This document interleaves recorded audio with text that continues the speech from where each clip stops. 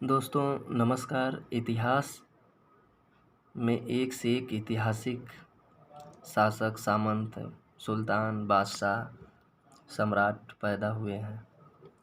लेकिन दिल्ली सल्तनत कालीन इतिहास अपने आप में एक अलग रोचक कहानी लेकर आता है।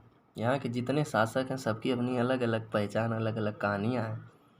जैसे कि जो ये लोदी वंश का शासक था इब्राहिम लोदी, यह राजत्व के तुर्की सिद्धांत को अपनाया था।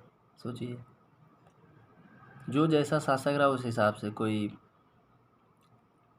तैमूर के वंशजों को अपना, जैसे कि वो हैं सैयद वंशी, अपना महाराजपाल बताते हैं। कोई अफगानी नियम लागू करता है, लेकिन इब्राहिम लोदी तुर्की सिद्धांत को अपनाता है। उसने सार्वजनिक रूप से, जान लीजिए, राजत्व के दैवीय अधिकारों के सिद्धांत की घोषणा की, सार्वजनिक रूप से।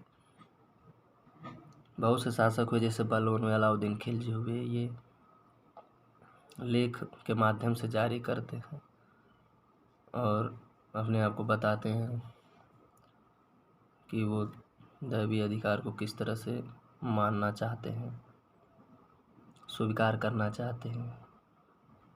राजा को जो है उसने, जैसे अलाउद्दीन खिलजी, ये बलबन, इन्होंने बताया कि वह अल्लाह के या ईश्वर के पैगंबर हैं, प्रतिनिधि हैं, दाहिना हाथ हैं। तो इसने भी, लेकिन इसने सार्वजनिक घोषणा कर दी कि दैविक अधिकारों का, समझ रहे हैं ना। और यही एक ऐसा शासक है जो बताता है इतिहास में कि राजा का कोई सगा संबंधी नहीं होता।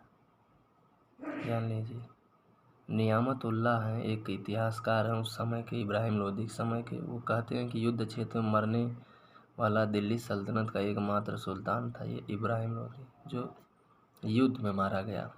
समझ रहे हैं ना। इब्राहिम लोदी बाबर से लड़ाई के युद्ध में मारा गया था, पानीपत के युद्ध में। सोचिए, बहुत बड़ा युद्ध था। बाबर को निमंत्रण मिला था भारत के शासकों द्वारा, और वह आक्रमण करता और इब्राहिम लोदी पराजित होता। और यहीं से एक नए राजवंश, नए युग की शुरुआत होती इतिहास में, मुगल काल की। तो इब्राहिम लोदी अपने समय का एक अच्छा शासक स्थापित हुआ। तारीख़-ए-दाऊदी का लेखक लिखता है, अब्दुल्ला खां के सुल्तान इब्राहिम लोदी के समय वस्तुओं की कीमत सिर्फ अलाउद्दीन खिलजी के अंतिम समय को छोड़कर, जान लीजिए, अलाउद्दीन खिलजी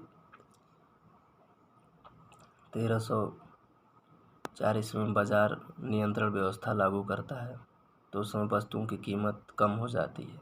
तो उसके कार्यकाल को छोड़कर बाकी जितने भी सल्तनत काल के सुल्तान हुए, उनसे बहुत सस्ती कीमत पर वस्तुएं प्राप्त होती थी इसके कार्यकाल में।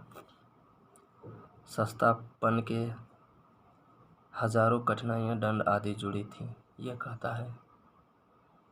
यह भी कहते हैं लोग कि इब्राहिम लोदी का काल जो है, सस्तापन स्वर्ग से आया था।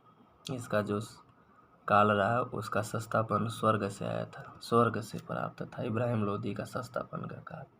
अलाउद्दीन के अंतिम दिनों को छोड़ दिया जाए तो दिल्ली सल्तनत के सभी सुल्तानों में सबसे सस्ती वस्तुएं इसी के कार्यकाल में मिलती थी।